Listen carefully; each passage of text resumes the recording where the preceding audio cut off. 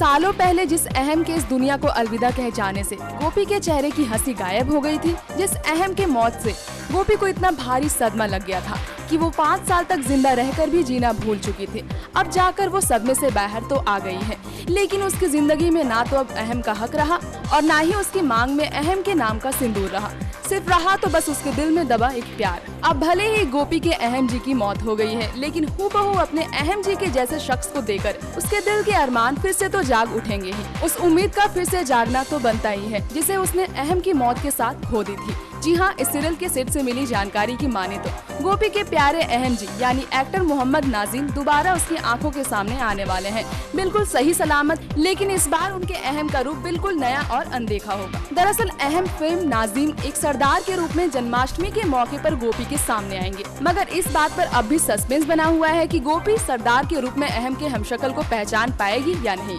कहीं पर कयास तो ये भी लगाया जा रहा है कि अहम का हमशक्ल के रूप में लौटने वाले नाजिम अहम ही होगा, जिसे गोपी से दूर करने की साजिश रची गई थी। खैर, अब वाकई में वो कौन है और कहां से आया है और गोपी की जिंदगी में दोबारा खुशियां लौटाने के लिए ही आया है या फिर गोपी